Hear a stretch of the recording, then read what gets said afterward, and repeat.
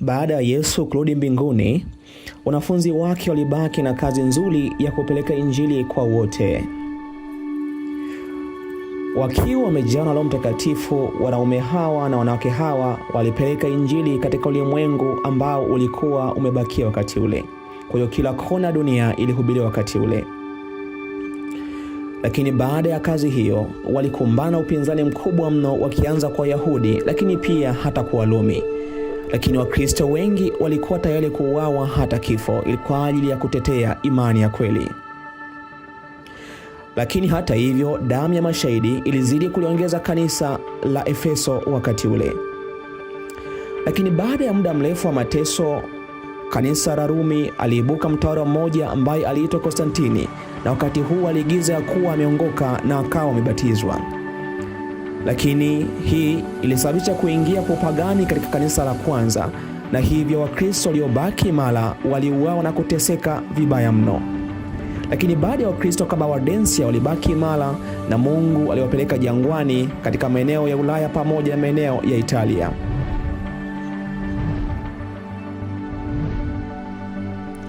Hata hivyo, Mungu hakukosa mashahidi. Aliinua watu ambao waliamini Biblia na kwa imani ya Yesu pekee.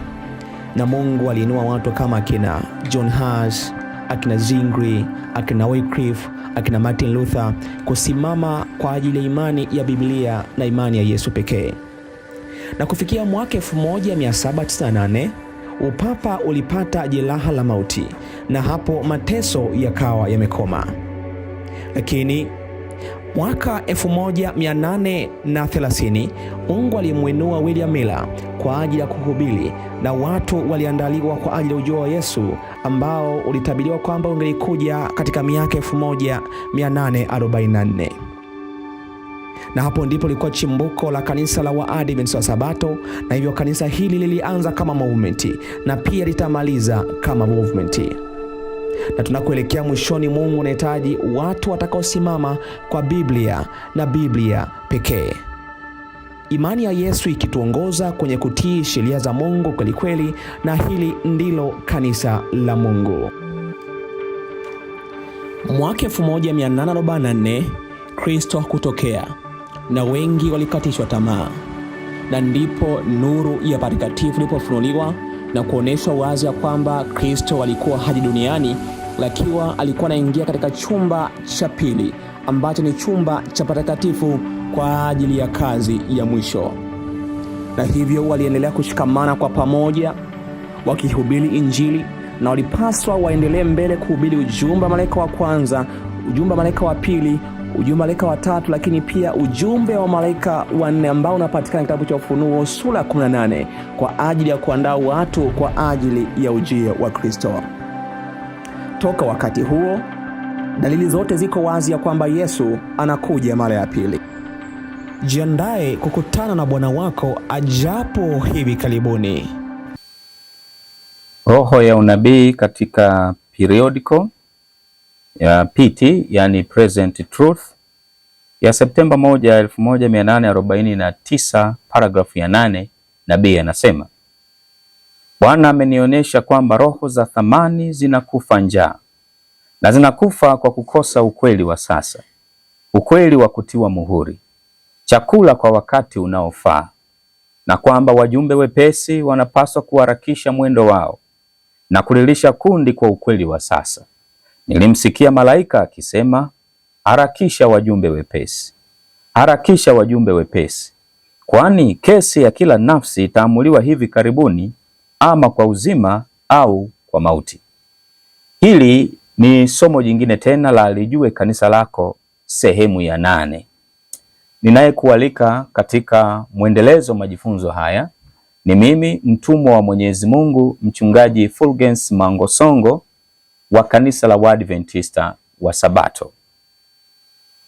Ellen G. White aliwahi kuota ndoto katika kitabu cha Shuhuda kwa Kanisa, gombo la kwanza, ukurasa wa 577, paragrafu ya 2. Ndoto hiyo ndipo ilipoandikwa, na tumekuwa tukisoma nukuu hii kila tunapo eleza masomo haya Lijue Kanisa Lako. Na leo tena nitakusomea ili tuone ndoto hii imebeba unabii gani. Na kabla hatujaendelea, basi tuombe.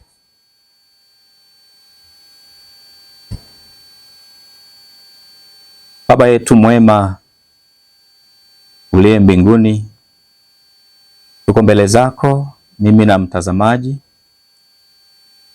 Katika majifunzo haya tunahitaji hekima itokayo kwako. Tunakubali huduma ya malaika zako watakatifu, mapenzi yako yatimizwe. Sifa na utukufu zikurudie, kwa jina la Yesu, amina. Shuhuda kwa kanisa, gombo la kwanza, ukurasa 577, paragrafu ya pili. Ndoto hii ya Ellen G. White imeandikwa hapa: usiku huo niliota kwamba nilikuwa huko Battle Creek nikitazama kutoka kwenye kioo cha pembeni mlangoni na kuona kundi likiandamana kwenda nyumbani wakiwa wawili wawili. Walionekana kuwa wenye nia thabiti na waliodhamiria. Niliwajua vizuri na nikageuka kufungua mlango ili niwapokee wageni, lakini nikadhani kwamba napaswa kuangalia tena. Tukio lilibadilishwa. Kundi hilo sasa liliwasilisha muonekano wa maandamano ya Kikatoliki. Mmoja alikuwa na msalaba mkononi mwake na mwingine mwanzi, na walipokaribia, yule aliyebeba mwanzi akazunguka nyumba akisema mara tatu, nyumba hii iko chini ya ulinzi, bidhaa zilizomo lazima zichukuliwe. Wamenena kinyume na utaratibu wetu mtakatifu. Hofu ilinishika, nikakimbia kupitia nyumba hiyo, kupitia mlango ulioko upande wa kaskazini. Nikajikuta niko katikati ya kundi ambalo wengine niliwatambua, lakini sikuthubutu kuwaambia neno kwa kuogopa kusalitiwa. Nilijaribu kutafuta sehemu nzuri ambapo ningeweza kulia na kuomba bila kukutana na macho yao yenye shauku na udadisi popote nilipogeukia. Nilirudia mara kwa mara, laiti ningeweza kulielewa hili. Laiti wangeniambia kile nilichosema au kile nilichofanya. Ndoto hii ya Ellen G. White ilikuwa ni unabii. Unabii huu unatuonesha mambo yafuatayo yangetokea kwenye kanisa la Waadventista wa Sabato. Jambo la kwanza, walio ndani, yani viongozi wa kanisa, watafuata sera na mipango ya Wakatoliki. Hii inaonyesha kwamba yawezekana ni mapandikizi kabisa, hawakuwa Waadventista, walibatizwa kwenye kanisa hili lakini wakiwa wametumwa kwa mission maalum. Lakini pia inawezekana katika namna mbalimbali ambazo Mrumi amezitumia kuwashawishi hawa watu walio ndani ya madaraka kwenye kanisa letu kubadilika na kufuata sera na mipango ya kanisa Katoliki. Na ajenda, jambo lingine, ajenda ya hawa watu ama ajenda ya Mrumi kuwatumia hawa watu ni kuondoa ujumbe wetu, ndizo bidhaa, ama kuua upinzani. Ndio maana ya kwamba nyumba hii iko chini ya ulinzi, bidhaa zake lazima zitaifishwe. Wamenena kinyume na utaratibu wetu mtakatifu. Huu ni unabii. Katika somo hili la Lijue Kanisa Lako sehemu ya 8, tunaendelea kukuwasilishia ushahidi wa wazi namna unabii huu wa Ellen G. White ulivyotimia. Ndoto hii iliyobeba huu unabii jinsi ilivyotimia. Sasa basi, katika somo hili nitasaidiana na mtumishi wa Mungu Madam Judith Mkomba. Nitampatia nafasi, ataendelea kutupatia ushahidi huo anapoendelea kuleta wazi mbele yetu. Ninaamini utabarikiwa na Mungu akubariki. Karibuni tena wapendwa wetu, watazamaji, wale wote mnaotufuatilia katika mfululizo wa masomo haya ya Lijue Kanisa, na hii ikiwa ni sehemu ya 8. Nashukuru kwa ukaribisho Pastor. Hapa tutaenda kuwaletea ushahidi mwingine wa wazi kabisa kuhusiana na uhasi ambao umo ndani ya mfumo wa General Conference ya Waadventista wa Sabato.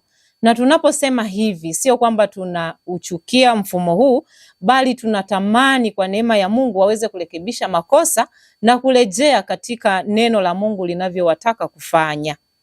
Mnamo mwaka 2022 hapa tunaongelea session ya General Conference, mkutano mkuu wa 61. Mambo gani yaliendelea hapa? Kuna mambo matatu makubwa ambayo nataka nikushirikishe mpendwa. Jambo la kwanza ni paredi ambayo ilionyesha bendera ya Vatican ikipepea katika kumbi hizi wakati wa uchaguzi wa viongozi wetu wakubwa ambao wengi tunaamini ya kwamba ni sauti ya Mungu. Lakini cha ajabu na cha kushangaza, bendera ya Vatican ilipita. Naweza nikawaonyesha kidogo video hapo, alafu tuweze kujadili mawili matatu.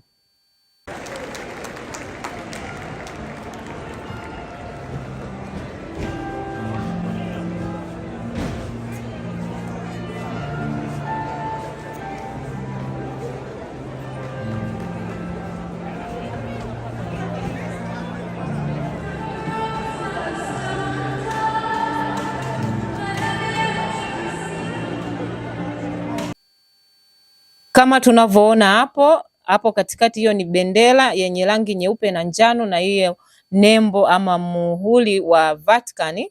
Hiyo ni bendera ya Vatican. Sasa paredi zinavyopita hapa wakati wa session huwa zinawakilisha mataifa ambayo kuna makanisa yetu ya Waadventista wa Sabato. Sasa utajiuliza, hivi sisi tuna kanisa pale Vatican au tuna ofisi yoyote inayohusiana na kanisa letu? Majibu ni hapana, lakini tunaona katika mkutano huu tulikuwa na bendera ya Vatican na ilikuwa inamwakilisha nani? Mimi na wewe hatujui, lakini watu wengi wenye macho ya kutazama na kukerwa na jambo hili walijaribu kuhoji kwa nini bendera hiyo. Lakini aliyekuwa mwenyekiti wa General Conference wakati huo, Ted Wilson, alisema bendera hizo zinawakilisha mataifa ambayo wanadhamiria kuyafikia kwa ajili ya kupeleka Injili, kitu ambacho ni tofauti kabisa na utaratibu ambao umekuwepo miaka yote. Jambo lingine pia ambalo lilikuwa la kushangaza katika huu mkutano ni pale ambapo mmojawapo wawakilishi waliokuwepo walikuja na barua ama nyaraka zenye sahihi za watu 37,000 wakitaka kujua msimamo wa kanisa wa General Conference kuhusiana na matumizi ya chanjo. Maana kumbuka mwaka 2022 tayari COVID ilikuwa imeshaingia, janga la ugonjwa wa COVID tayari lilikuwa duniani. Hivyo walitaka kujua ni nini msimamo wa kanisa ili waweze kupewa ruhusa katika makazi yao, kwa wasiweze kufukuzwa kazi, wawe na msimamo wa kanisa kwamba hawapaswi kutumia chanjo kwa uelewa wao kulingana na roho ya unabii inavyotuelekeza. Lakini kwa bahati mbaya Elder Ted Wilson alisimama na kuambia watu kwa ridhaa aliyopewa na viongozi wenzake, wamekubaliana ya kwamba jambo hilo lisijadiliwe, liondolewe mezani. Hivyo halikuweza kujadiliwa, na hii hapa ni video yake mwenyewe akiongea. Hebu tumsikilize. Wajumbe wenzangu pamoja na rafiki zangu katika mtandao, lakini pia katika tovuti, kwa kurejelea suala ambalo limeletwa na mjumbe kuhusu habari ya chanjo, kwa kuwa limeungwa mkono, ni sawa kwa sisi kupiga kura kwa ajili ya hilo jambo. Lakini ninaomba kusisitiza sana, na ninaidhini kutoka kwa maofisa wenzangu akiwepo Eten Kora na ofisa mwenzangu mwingine Paul Douglas,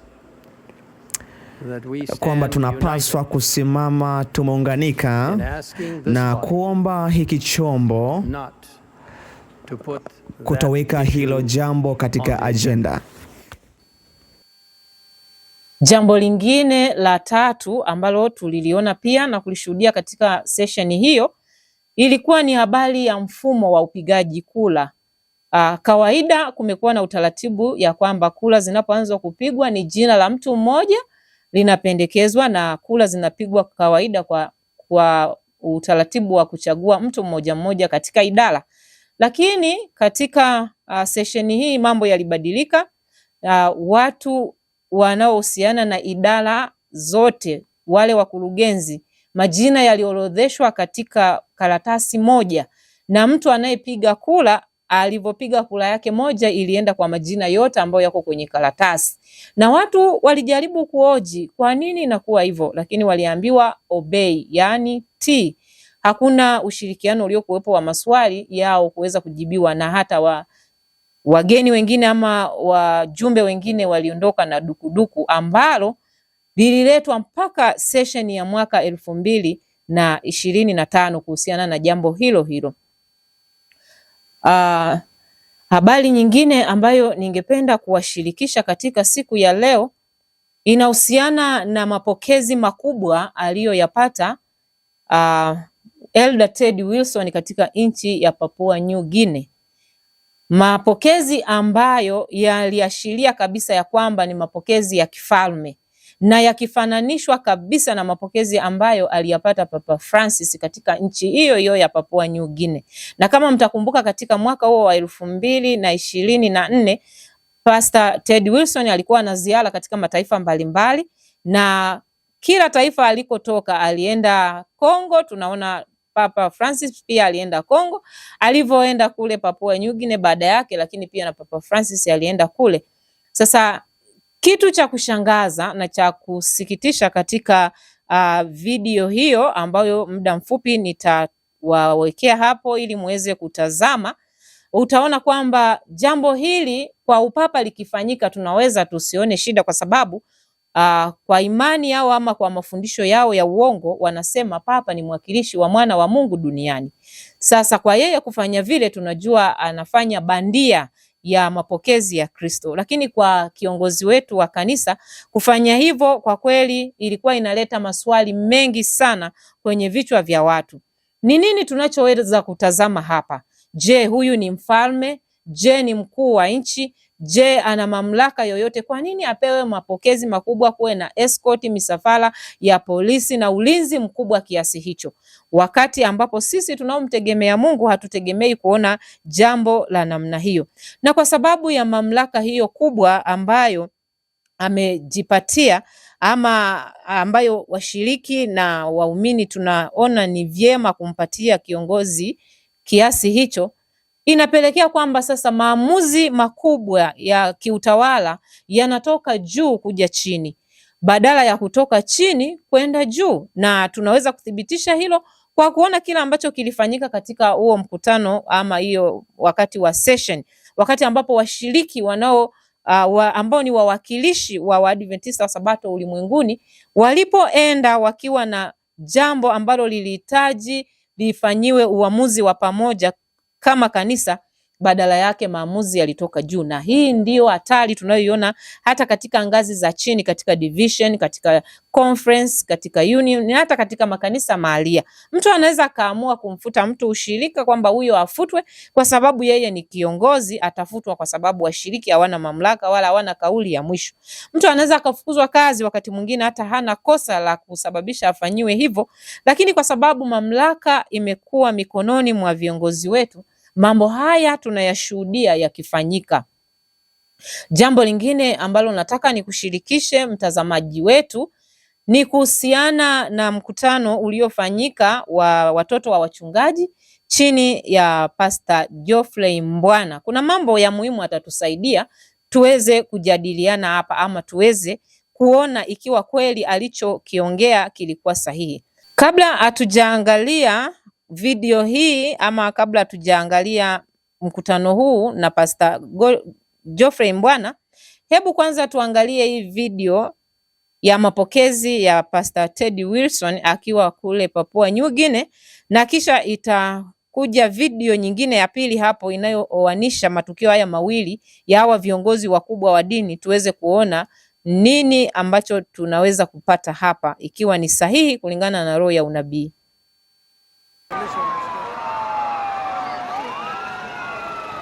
The top left, that's Ted Wilson, of course. The bottom right, that's the Pope.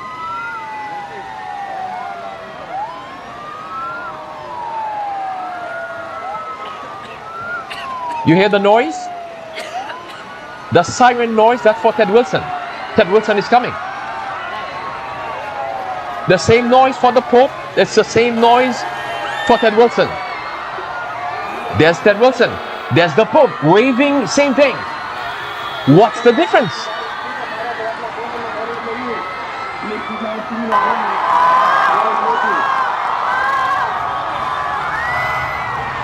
Same thing for both leaders of the churches.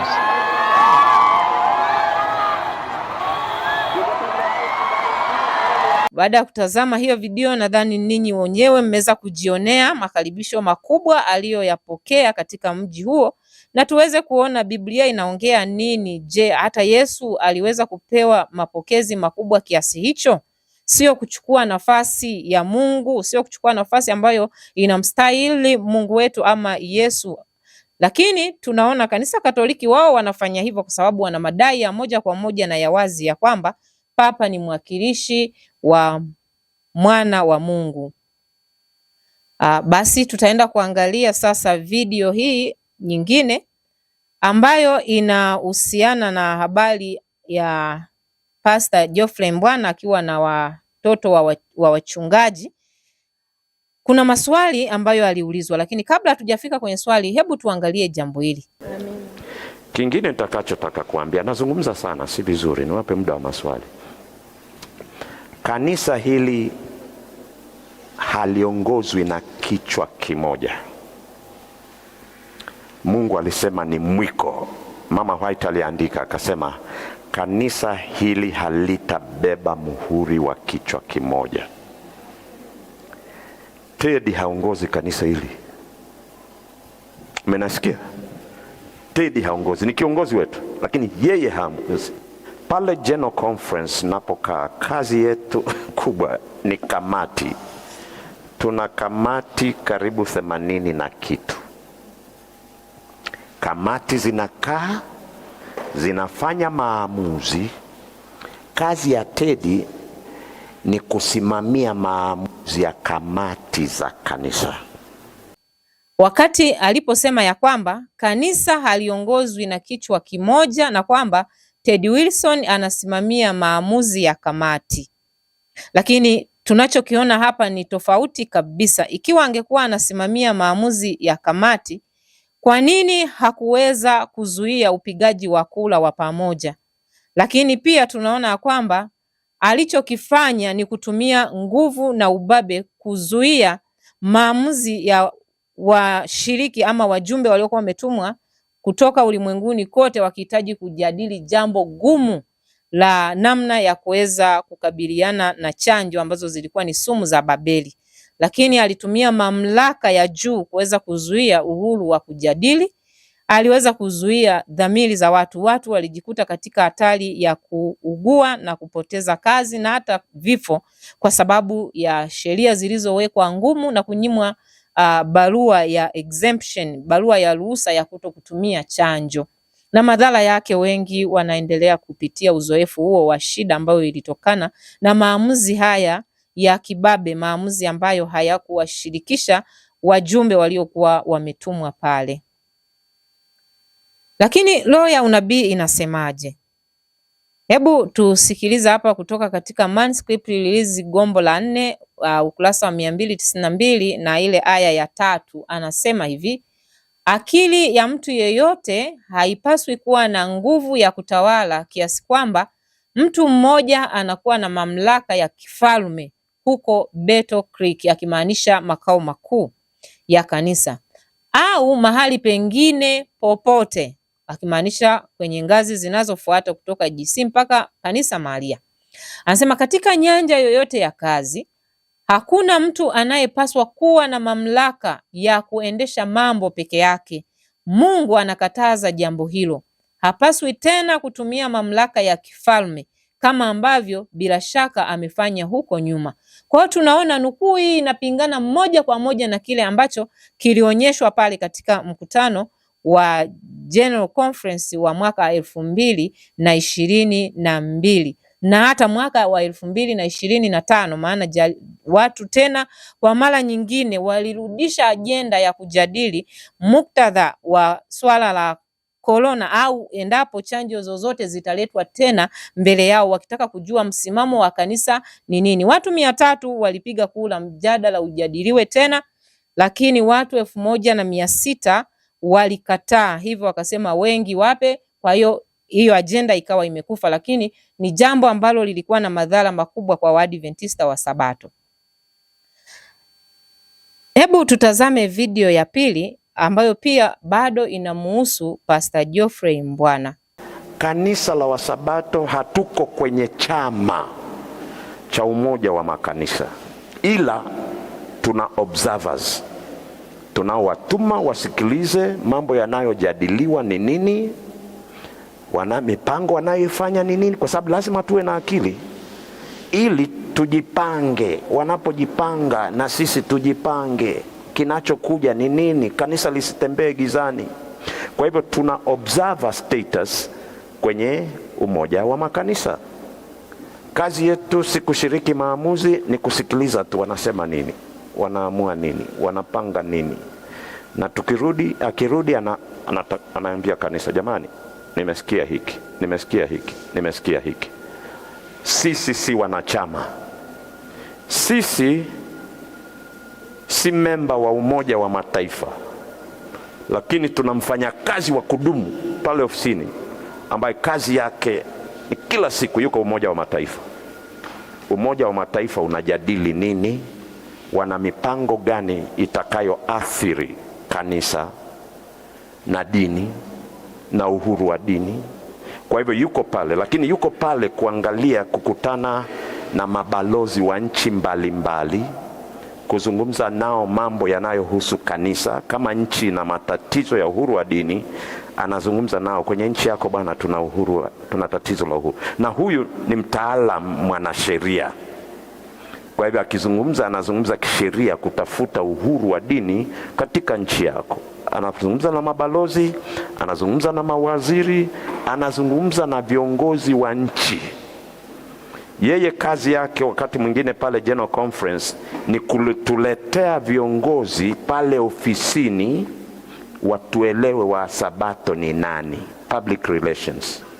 Kwa hivyo tuna mtu pale, lakini tuna mtu pia State House, mwajiriwa wa kanisa, lakini kazi yake ni kupita kwenye korido na mabaraza ya State House ya Marekani, kusikiliza wanazungumza nini na wana mipango gani kuhusu mambo ya dini. Video hiyo inaeleza kwamba kanisa la Waadventista wa Sabato halijajiunga na Umoja wa Makanisa. Ukifuatilia masomo yetu yaliyopita, kwa kauli hiyo tu unaona kwamba hawa viongozi wetu ni waongo, wanatudanganya. Ganuni Diop yeye alisema tulikwisha kujiunga na Umoja wa Makanisa toka mwaka 1957, hata kabla yeye hajaja katika uongozi. Lakini hapa Ted Wilson anasema kanisa halijawahi kujiunga na Umoja wa Mataifa wala Umoja wa Makanisa, lakini akasema wanao wawakilishi katika Umoja wa Makanisa, lakini pia wanaye mhudumu ama mfanyakazi wa muda mrefu wa kudumu katika Umoja wa Mataifa, lakini pia katika State House ya Marekani, ambao kazi yao ni kufuatilia na kuchunguza kuona nini kinachofanyika huko, ili waweze kuleta taarifa kwa kanisa, na kwamba kanisa haliwezi kukaa kizembe, haliwezi kukaa gizani, na kwamba wale wanapojipanga na wao wajipange. Sasa ukiangalia maneno haya kwa mtu ambaye hajui nini kinachoendelea huko, atafurahi kabisa na kuona kwamba kanisa letu liko makini, linafanya kazi kwa umakini ili kuwalinda washiriki wake. Lakini huu ni uongo, ni uongo mkubwa ambao ni wa ajabu. Kwanza, katika upande wa ekumene au Umoja wa Makanisa, Ganuni Diop alikuwa ni katibu wa makatibu wa watu hawa wanaounda Umoja wa Makanisa duniani. Unawezaje kuwa observer, unaenda kuangalia tu mambo wakati wewe ndiye katibu wa makatibu? Na alisema mwenyewe kwa mdomo wake kwamba yeye ndiye anayepanga mikutano yote ya kila mwaka wanayoifanya. Utakuwa observer afu wakati huo upange mipango? Unaweza ukaona kabisa kwa statement ya Pastor Mbwana huo ni uongo, alidanganya watu wa Mungu. Jambo lingine ni kwa habari ya kwamba kule Umoja wa Mataifa tunaye mwakilishi tu ambaye anaenda kuangalia nini wanachokifanya na kuleta taarifa. Lakini swali, taarifa hizo kweli zina manufaa kwa watu wa Mungu? Na kama UN kuna mwakilishi huyo alifanya kazi gani wakati wa COVID? Kwa sababu kwa kauli hiyo ina maana walijua kabisa ya kwamba kuna jambo ama janga linakuja katika uso wa dunia ambao ni COVID, na ndio maana walikuwa mstari wa mbele kuwalazimisha watu watumie chanjo. Sasa hapo swali, waliwasaidia washiriki wa kanisa, waumini wa ulimwengu wa Adventista wa Sabato, au walikuwa wanatekeleza ajenda za Papa kuwezesha malengo yale 17 ya UN? Lengo la 3 likiwa ni kupunguza idadi ya watu duniani. Lakini jambo lingine pia ameeleza kwamba tunaye mwakilishi ambaye yuko State House, kazi yake ni kupita kwenye makorido na mabaraza na kuona serikali inajipanga nini kuhusiana na uhuru wetu wa kidini, nini kinachoweza kuathiri imani yetu ama kanisa letu. Sasa kuna mambo ambayo yanaendelea sasa hivi katika taifa la Marekani kwa ujumla kuhusiana na hiyo imani anayoisema, na kamwe hatujasikia katika makanisa yetu tukielezwa habari yoyote kuhusiana na sheria ya Jumapili ambayo kwa sehemu kubwa itaathiri imani ya Waadventista wa Sabato wala ambao watakuwa wafuatilii unabii. Na amekiri yeye mwenyewe kwamba sisi tunao unabii, tunao unabii ambao tunaufuatilia, hivyo kanisa letu linajua kabisa kwa kina kanisa la Katoliki ni kitu gani. Wakati huo huo tunajua kanisa la Katoliki ni kitu gani, tunaungana nao katika mikutano ya ekumene, na fedha ya kanisa, zaka na sadaka yako inatumika kuendeleza huu muungano wa kiekumene, ambapo hata wa Roman Catholic nao ni moja wao wa wanachama katika huo umoja. Sasa utajiuliza, sasa hivi kuna matukio ambayo yanaendelea kwa kweli katika taifa hili la Marekani, mataifa ambayo kwa sehemu mambo ambayo kwa sehemu kubwa yanatupeleka katika sheria ya Jumapili, na roho ya unabii inasema kwamba harakati za sheria ya Jumapili zinafanya mwendo wake gizani. Sasa kama tuna mwakilishi ambaye yuko serikalini, ningependa kuwa nimejua ama kusikia hata mara moja katika makanisa yetu, basi wachungaji wakiwaambia watu wetu kwamba ni nini kinachokuja. Lakini kwa bahati mbaya mambo hayo hayapo. Kwa hiyo kile alichokiongea pasta kwa kweli kwa sehemu kubwa ni uongo, kwa sababu mambo haya tunayafuatilia sisi wenyewe. Tumeongea habari nyingi kuhusiana na Heritage Foundation, kitu gani ilifanya na harakati zimefika wapi. Na hata katika mwaka huu tu wa 2026 tumeona matukio mengi zaidi ya 5 kuelekea katika sherehe za uhuru wa miaka 250 ya taifa la Marekani. Tumeona mambo mengi na yote yakiwa na ajenda ya kutupeleka katika sheria ya Jumapili. Na watu wanaambiwa tu ni amani na salama. Hakuna mchungaji anayesimama kueleza harakati zozote zinazoendelea katika taifa hili. Lakini badala yake tunaambiwa tuna wawakilishi katika taifa hili la Marekani. Nitapita tu kwa haraka sana kukupa picha ni nini hasa kilichotokea katika mwaka huu wa 2026 kuhusiana na mwenendo wa sheria ya Jumapili unaoenda mwendo wake gizani. Tarehe 17 mwezi wa 5 mwaka 2026, mwanzoni kabisa mwa sherehe hizi za miaka 250 ya uhuru wa Marekani, Rais Trump katika dokumenti yake alisema ya kwamba anawaalika, kwanza alialika viongozi wa kiserikali na wa kidini kuweza kuhudhuria katika sherehe hizo, na akaeleza ya kwamba taifa la Marekani linapaswa kurudishwa kwa Mungu, lakini pia akitangaza ya kwamba Sabato inapaswa itunzwe katika taifa hili. Na anaposema Sabato hamaanishi Sabato ya Biblia ambayo mimi na wewe tunaifahamu, akimaanisha Sabato ya Kikristo ambayo ni Jumapili katika taifa la Marekani. Na wafuatiliaji wa tukio hili wakasema kwamba kamwe katika historia ya Marekani haijawahi kutokea rais wa nchi hiyo kutangaza habari ya watu kuitunza Sabato, na wakasema amekiuka kabisa katiba ya Marekani ambayo haimpi ruhusa ya yeye kuingilia mambo ya dhamiri, uhuru wa dhamiri, namna gani watu waabudu na katika siku gani waabudu, lakini hilo alilifanya. Muda mfupi baadaye, tarehe 11 ya mwezi wa 6, tukaona taifa la Marekani likiwekwa wakfu na maaskofu wa kanisa Katoliki wapatao 200 wakisema kwamba wanalikabidhi taifa katika moyo wa Yesu.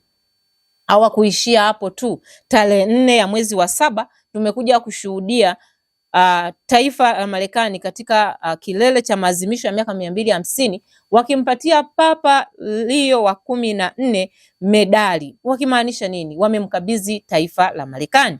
Lakini hapo hapo pia pamekuwepo na harakati za taasisi inayoshughulika na mambo ya dini ambayo iko chini ya Rais Trump, ikiwa katika ofisi ya Rais, State House, na tayari tuliona ilipewa jukumu la kwenda kufanya utafiti kuona ikiwa wananchi wanasemaje na raia wa Marekani wanasemaje, lakini pia na wanasiasa wakichukua maoni kwa watu kujua ikiwa katiba ya Marekani ina jambo lolote inayozungumzia kuhusiana na kuunganisha dini pamoja na serikali. Na ripoti hiyo alikabidhiwa Trump na wakiwa wamejiridhisha kabisa, wakisema kwamba hakuna kipengele chochote katika katiba ya Marekani kinachozuia muungano wa serikali na dini. Nasi tunajua kuungana kwa serikali na dini, hiyo ni sanamu ya mnyama, ni sanamu ya mnyama kulingana na unabii unavyotueleza.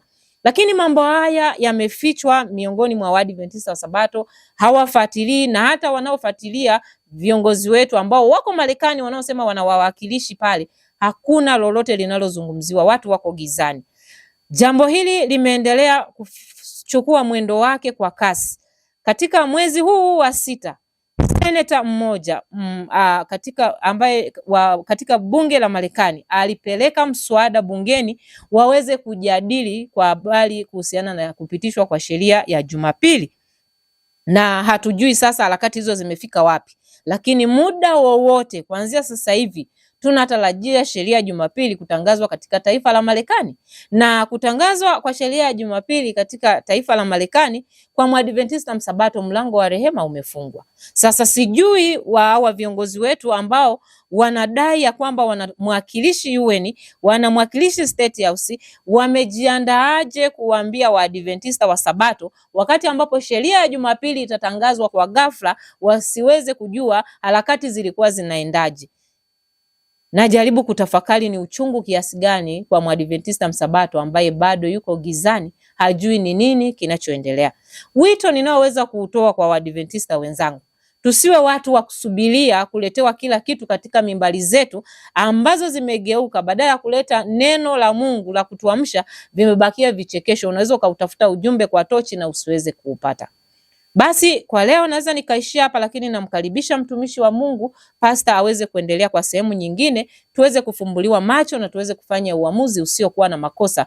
Hili ni jambo la kufa na kupona, ni hatima ya maisha yako, uzima ama kupotea milele.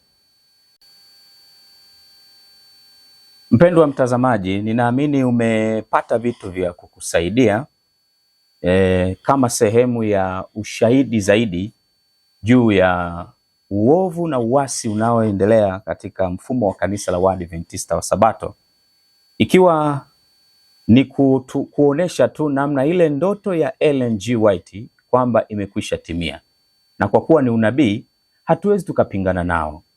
Ushahidi ndio huo ya kwamba kanisa Katoliki linaongoza, linatawala mfumo wa kanisa la Waadventista wa Sabato kutokea hapo juu, General Conference. Sasa basi, katika mazingira kama hayo, swali linaulizwa, tufanye nini? Ikiwa mfumo umeasi kiasi hiki, tufanye nini? Biblia na roho ya unabii inatupatia majibu. Jambo la kwanza, katika kitabu cha Maombolezo sura ya 1 fungu la 6, neno linasema, naye huyo binti Sayuni enzi yake yote imemwacha. Wakuu wake wamekuwa kama ayala wasioona malisho, nao wamekwenda zao, hawana nguvu mbele yake anayewafuatia. Kama ilivyokuwa kipindi kile Yeremia alipohubiri na kutoa maonyo kwa Yuda, hawakusikia. Hatimaye aliyowaambia ya kwamba mtachukuliwa utumwani yakatimia. Ndipo anaandika kitabu cha Maombolezo kuonesha ya kwamba sasa pale Yerusalemu pamebaki nini? Naye huyo binti Sayuni enzi yake yote imemwacha. Wakuu wake wamekuwa kama ayala wasiona malisho, wamechukuliwa utumwani, nao wamekwenda zao, hawana nguvu mbele yake anaowafuatia. Hawana nguvu mbele ya mfalme wa Babeli. Babeli ya leo ni kanisa la Rumi. Hawa wakuu wanaotajwa hapa leo ndio viongozi wa General Conference, viongozi kutoka division kwenye unions na conference na fields yetu, wachungaji wetu wa mitaa. Vivyo hivyo leo tunaweza kusema hivi katika muktadha wetu, nalo hilo kanisa la Waadventista wa Sabato enzi yake yote imeondoka. Wakuu wake wamekuwa kama ayala wasio na malisho. Hakuna chakula, hakuna unachokipata cha ukweli wa sasa cha kukusaidia, na hivyo wamekuwa hawana nguvu mbele ya Mrumi, mbele ya Vatikani, mbele ya Majesuiti. Na roho ya unabii katika manuscript, Letters in the Manuscript, ile gombo la 9, paragrafu ya 4, unaona kwenye screen yako. Nilifanya mazungumzo na W.C. White. Alinielezea umuhimu wa watu wetu kusikiliza sauti ya mkutano mkuu, General Conference. Kisha nikamwambia ni wakati sasa wa kuelewa kwamba licha ya maoni yaliyopo, mkutano mkuu huo, General Conference, hauwakilishi tena sauti ya Mungu. Umekuwa sauti ngeni, nao wanatoa moto wa kigeni. Mungu hazungumzi kupitia kwao. Kazi inayofanywa katika mkutano mkuu ni kazi ngeni. Utukufu umeondoka, Roho Mtakatifu ameondoka katika uasi mkubwa namna hii. Na unajua ni mporomoko tangu 1888 ujumbe wa haki kwa imani ulioletwa kwenye mkutano wa General Conference kule Minneapolis na A.T. Jones na Wagner kukataliwa. Kuanzia hapo mpaka sasa ni mporomoko wa uasi. Alfa ya uasi ilianza wakati wa John Harvey Kellogg, na Ellen G. White aliandika ya kwamba wakati huo sasa walikuwa kwenye hatari ya alfa ya uasi. Anasema omega itakuja kwa kushtua, kwa mshtuko mkubwa, kwa surprise kubwa. Kwa tangu hapo mpaka mwisho hakutakuwa na usalama katika mfumo wa kanisa la Waadventista wa Sabato. Ni uasi baada ya uasi, na ndoto ile ya Ellen G. White imekwisha kutimia.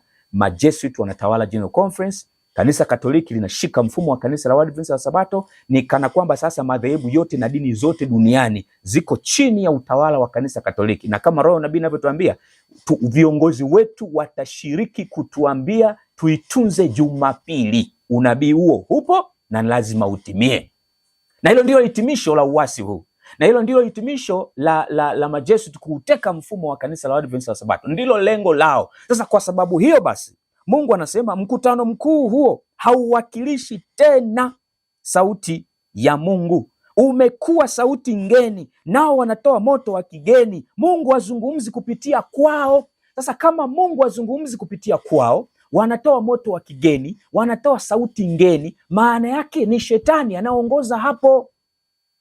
Shuhuda kwa kanisa gombo la 4 inatuambia wazi ya kwamba the chief work of the devil is at the headquarter of our faith. Kazi kuu ya shetani iko makao makuu ya imani yetu. Shuhuda kwa kanisa gombo la 4, ukiangalia ukurasa 210, ukisoma ile paragrafu ya 4 na ya 5, unakutana na maelezo hayo. Sasa basi, kama ni hivyo, kama General Conference pameharibika, je, huku chini kutakuwa salama? Katika shuhuda hiyo kwa kanisa gombo la 4 ukurasa 210 paragrafu ile ya 4, tunaambiwa kwamba moyo wa kazi uko Battle Creek, na kama ilivyo moyo wa mwanadamu unaposukuma damu kwenda sehemu zote za mwili, ndivyo ilivyo na mahali hapo makao makuu ya imani yetu. Kama moyo unasukuma damu safi, sehemu zote za mwili zitakuwa safi.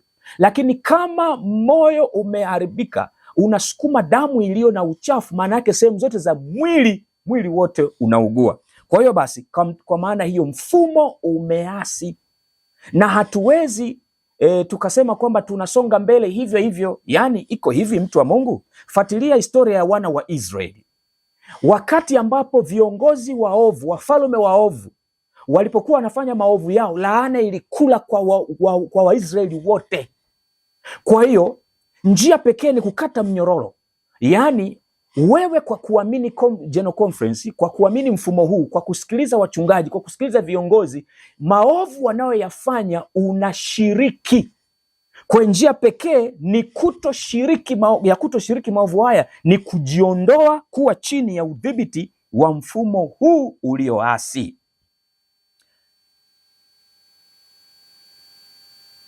Sasa basi, tunapaswa kufanya nini? Tunapaswa kufanya kama Yesu alivyofanya. Yesu alifanyeje? Katika Tumaini la Vizazi Vyote, Desire of Ages 232 paragrafu ya 1, unaiona nukuu kwenye skrini yako. Sanhedrin ilikuwa imekataa ujumbe wa Kristo na ilikuwa imeinama juu ya kifo chake Kwa hivyo Yesu aliondoka Yerusalemu kutoka kwa makuhani, hekalu na viongozi wa dini, watu ambao walikuwa wamefundishwa katika sheria, na akageukia kundi lingine kutangaza ujumbe wake na kukusanya wale ambao wanapaswa kupeleka injili kwa mataifa yote. Sasa angalia paragrafu ya pili, nabii anachosema katika Desire of Ages 232. Kama vile nuru na uzima wa wanadamu, yani Yesu, alivyokataliwa na mamlaka za kanisa, yani viongozi wa dini ya Kiyahudi katika siku za Kristo, ndivyo nuru ilivyokataliwa katika kila kizazi kilichofuata. Yani nabii alitabiri kwamba nuru itaendelea kukataliwa. Kama unavyoona General Conference wamekataa mpaka maelekezo ya roho ya unabii. Wanaamua kushikamana na ulimwengu. Tumesajiliwa Umoja wa Mataifa, tunafanya kazi ya Vatikani, tuko kwenye umoja wa makanisa, tumesaini mikataba ya UN, tunatekeleza mipango ya mpinga Kristo. Nuru ingeendelea kukataliwa tu. Ndivyo sasa, kama nuru inaendelea kukataliwa, tunafanya nini? Nabii anaendelea kusema historia ya Kristo kujitenga kutoka Yudea imejirudia mara kwa mara. Yaani mpaka sasa habari ya Yesu kujitenga na mfumo wa dini ya Kiyahudi unapaswa kuwa ni rejea kwenye akili zetu. Tunapaswa kupata funzo. Nabii anaendelea kusema, wakati wana matengenezo walipolihubiri neno la Mungu, hawakuwa na wazo la kujitenga na kanisa lililokuwepo, lakini viongozi wa dini hawakuweza kuvumilia nuru hiyo, na wale walioibeba walilazimika kutafuta kundi jingine la watu waliokuwa na kiu ya ukweli. Katika siku zetu ni wachache miongoni mwa wanaodai kuwa wafuasi wa wana matengenezo wanaongozwa na roho yao. Ni wachache wanaosikiliza sauti ya Mungu na kuwa tayari kupokea ukweli katika namna yoyote ile unaowasilishwa. Mara nyingi wale wanaofuata nyayo za wana matengenezo hulazimika kuacha makanisa wanayoyapenda ili kutangaza mafundisho yaliyo wazi ya neno la Mungu. Na mara nyingi wale wanaotafuta nuru hulazimika kwa sababu ya mafundisho hayo kuacha kanisa la baba zao ili waweze kutii. Katika namna ya uasi kiasi hiki, tunawezaje kumtii Mungu? Tunaweza kubaki kuwa waaminifu? Hakuna namna tunaweza kuubadilisha mfumo huu uliopo. Mfumo huu hauwezi kubadilika isipokuwa sisi ndio tubadilike mtazamo wetu dhidi ya mfumo. Sisi ndio tuamue kuachana na mfumo, lakini sio mfumo kubadilika. Angalia, nabii alitabiri haya yafuatayo kwamba mfumo huu hautabadilika kwa sababu sio ule uliokusudiwa, umebadilishwa. Imeandikwa katika Selected Messages, gombo la kwanza, ukurasa 204, paragrafu ya pili. Nabii anasema hivi: adui wa roho amekusudia kuleta dhana kwamba matengenezo makubwa yangetokea miongoni mwa Waadventista wa Sabato, na kwamba matengenezo haya yangehusisha kuacha mafundisho ambayo yanasimama kama nguzo za imani yetu, na pia kujihusisha katika michakato ya kujiunda upya. Nabii anasema katika mchakato wa kujiunda upya. Nabii anaendelea kusema, unaona nukuu kwenye skrini yako, matengenezo haya yatakapofanyika, matokeo yake yatakuwa nini? Moja, kanuni za ukweli ambazo Mungu katika hekima yake ametoa kwa kanisa la masalio zingetupiliwa mbali. Kanuni za ukweli zingetupiliwa mbali.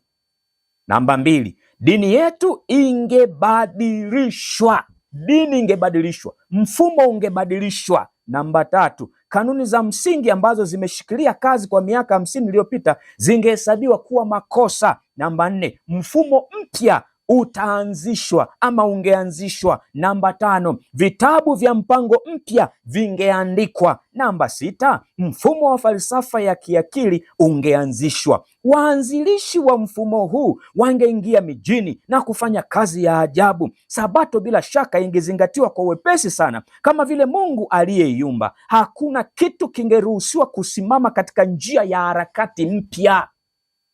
Viongozi wangefundisha kwamba wema ni bora kuliko uovu, lakini Mungu akiondolewa, wangeweka utegemezi wao kwa nguvu za kibinadamu ambazo bila Mungu hazina thamani. Msingi wao ungejengwa juu ya mchanga na dhoruba na tufani zingefagilia mbali muundo huo. Swali ni hili: hiki kilichotabiriwa na nabii kimetokea, ndio mfumo uliopo umebadilishwa. Na ndio maana unaona hata kama ulimfuatilia Madam Judith Mkomba alipokuwa anaeleza kilichotokea kwenye session General Conference ya 2022, watu wametoka ulimwengu mzima, wamesaini watu 37,000, wanatuma watu waende General Conference kuhitaji ufafanuzi na kanisa litoe msimamo wa kukataa chanjo. Teddy Wilson anasimama anasema yeye pamoja na viongozi wenzake wamekubaliana, wamemtuma kwamba ajenda hiyo isijadiliwe. Mfumo umebadilika. Leo hakuna unachoweza kukibadilisha. Hata haya tunayoyasema, lijue kanisa lako, sehemu ya kwanza, ya pili, ya tatu, ya nne, ya tano, ya sita, ya saba, na sasa ni sehemu ya 8. Sio, hatuna lengo la kubadilisha mfumo. Hakuna kikao mtakachokaa kujadili mambo yabadilike. Hakuna namna mtafanya maombi ili mfumo ubadilike. Mfumo hautabadilika, nabii alishatabiri. Hakuna kitakachoweza kusimama isipokuwa wale wote watakaopinga watafutwa ushirika, watafutwa kazi, na hata ikibidi kuuawa, lakini hakuna badiliko. Kwa hiyo usitarajie kutakuwa na badiliko. Kwa hiyo hata Mungu anaposema atalipigania kanisa, hamaanishi kupigania mfumo huu. Mungu anawapigania waaminifu. Anaposema kanisa halitaanguka, haimaanishi ya kwamba mfumo huu, mfumo huu umeshashikamana na Babeli. Umeshashikamana na Babeli. Kanisa halitaanguka. Ni wale waaminifu, wapo waaminifu. Angalia ndugu mtazamaji, nikusomee nukuu hii, inatoka katika Upward Look 315 paragrafu ya 5. Nabii anasema hivi: Mungu ana kanisa, si jengo kubwa, yani Great Cathedral, wala si usajili au usimikwaji wa kitaifa, yani national establishment, wala si madhehebu mbalimbali. Ni watu wanaompenda Mungu na kuzishika amri zake. Walipo 2, 3 wamekusanyika kwa jina langu, nami nipo papo hapo katikati yao. Mathayo 18 fungu la 20, ambapo Kristo yuko hata miongoni mwa wachache wanyenyekevu. Hili ni kanisa la Kristo, kwa kuwa uwepo wa aliye juu na mtakatifu akaaye milele peke yake unaweza kuunda kanisa. Unaweza kuunda kanisa. Ikiwa katika mfumo kumeasi namna hii, na uasi huu umetupelekea ule ujumbe wetu, ujumbe wa malaika wa kwanza, wa pili na watatu, zile mada kama vile patakatifu katika uhusiano na 2300, zote hizo hazipo. Watu hawajui Yesu yuko wapi, anafanya nini na wanapaswa kufanya nini. Watu hawajui wanawezaje kupata ushindi kamili wa dhambi. Watu hawaelewi alama ya mnyama ni nini, sanamu ya mnyama inaundwaje, mnyama ni nani. Watu hawaelewi unabii wa Ufunuo 13 unahusu nini. Watu hawajui mafundisho yetu ambayo ni nguzo za imani yetu. Sasa katika makanisa ya namna hiyo, katika mfumo wa namna hiyo, hakuna chakula. Unakwenda kufanya nini? Unaenda ili upate nini? Kwa mujibu wa nukuu hii ya Upward Look 315, Mungu anakubaliana kabisa na anazikubali ibada za wale watu wanaochoshwa na kukosekana kwa chakula cha ukweli wa sasa kwenye makanisa. Watu wanaochoshwa na uasi huu wa viongozi wanaamua kufanya ibada zao majumbani, wanaamua kujikusanya, familia moja na familia mbili, wanakaa kujifunza. Wanajifunza kitabu cha Pambano Kuu, wanajifunza matengenezo ya afya, wanajifunza unabii, wanafuatilia taifa la Marekani limefikia wapi katika historia ya kinabii na wao wanapaswa kufanya nini. Mungu anakubaliana na ibada hizo. Sio lazima ibada zifanikie kwenye majengo, sio lazima twende hapo ushirika ulipo, sio lazima. Kwa hiyo tufanye nini sasa? Uamuzi unao mwenyewe, na kama hujui kabisa nini cha kufanya, rudi magotini, muulize Mungu katika maombi, na Mungu atakuongoza na Mungu atakusaidia. Utajua ufanye nini. Mpendwa mtazamaji, ninaamini umefuatilia somo lile la lijue kanisa lako, sehemu ya kwanza, sehemu ya pili, sehemu ya 3, sehemu ya 4, sehemu ya 5, sehemu ya 6, sehemu ya 7, na sasa somo hili ni sehemu ya 8. Ninaamini umebarikiwa. Ikiwa una mashaka yoyote Tumeweka ushahidi wa hizo videos, tumeweka ushahidi wa nukuu, waweza kufuatilia. Lakini pia njia nzuri zaidi ya wewe kupata uthibitisho ni kurudi magotini kumuuliza Mungu. Na wakati fulani inaweza ikatafsirika ama ikaonekana kama vile kuyasema haya, mimi mchungaji Mangosongo nina lengo la kuanzisha kanisa jingine. Kanisa ni la Waadventista wa Sabato, limeanzishwa na Mungu mwenyewe. Kama nukuu hiyo niliyokwisha kusomea Upward Luke 315 paragrafu ya 5. Mimi sina mamlaka ya kuanzisha kanisa, na wala siyasemi haya kwa lengo la kutaka watu nipate mapato. Mimi nimeshajikana nafsi, nimeshaamua kuachana na mambo ya ulimwengu huu. Ninaishi kwa neema ya Yesu, ninalindwa na Mungu, ninalishwa na Mungu. Sihitaji mali za dunia hii. Muda wenyewe umeisha. Hivi karibuni tunaanza kukimbia mchaka, tunaingia kwenye digital currency, tunaingia kwenye hakuna kuuza, hakuna kununua. Mimi hivyo vitu vya nini? Nitafute gari ya nini? Nitafute nyumba nzuri ya nini? Na nimeshaondoka mjini, niko mashambani tu, nyumba za kifahari za nini?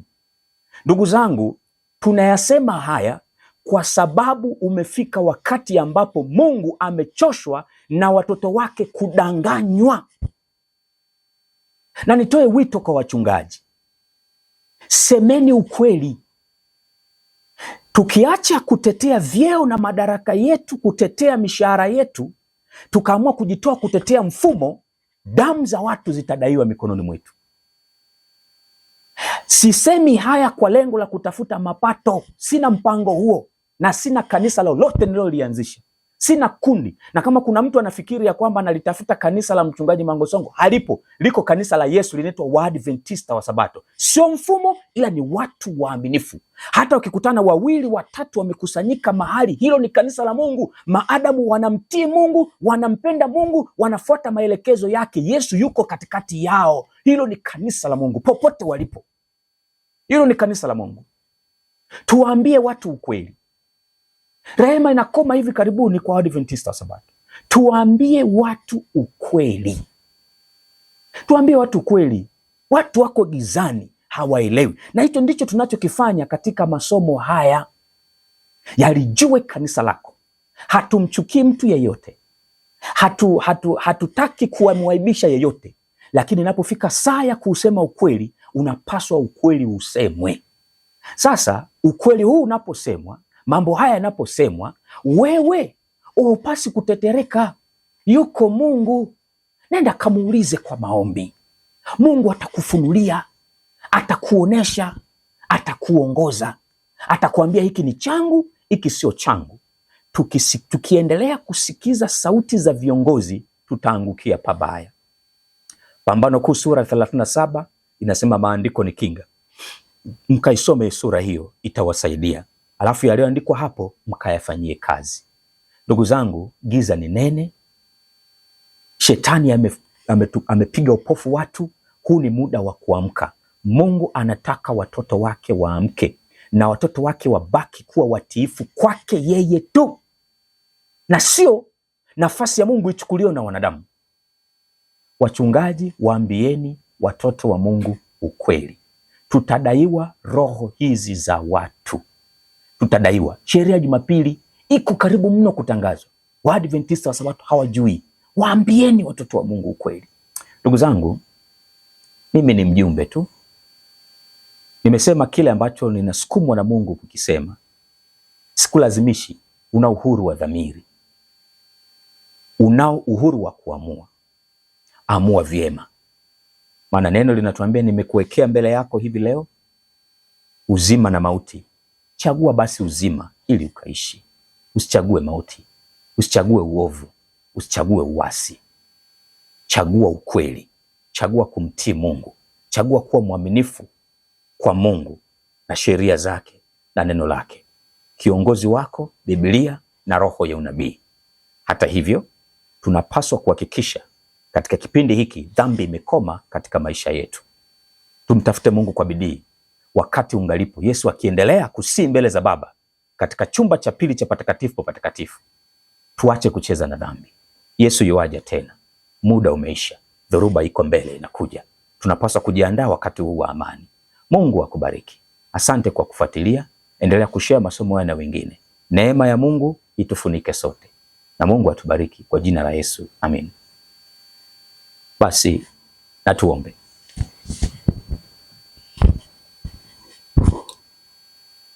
Baba yetu mwema uliye mbinguni, sifa na utukufu zikurudie. Asante kwa kuzungumza na watoto wako. Asante kwa kuwa malaika wako wanaendelea kupandikiza, kunatisha ukweli zako katika fahamu zao, na wanapokuja kwako kwa maombi wakikuuliza, Baba mwema, hu tayari kujibu na kuwaonesha njia. Asante kwa kuwa ndiye wewe unayechunga kanisa lako na ndiye mchungaji unayepaswa kusikilizwa, na tunakusikiliza kupitia Biblia na roho ya unabii. Tusaidie sasa, mimi pamoja na mtazamaji, sote tukaamue kuifanya Biblia na roho ya unabii kuwa kiongozi wetu, maana ndio sauti yako inayotuonesha njia, ndio ramani, ndio dira, ndio saa ya kutuonesha wakati. Asante kwa neema na rehema zako. Sifa na utukufu zikurudie kwa jina la Yesu, amen.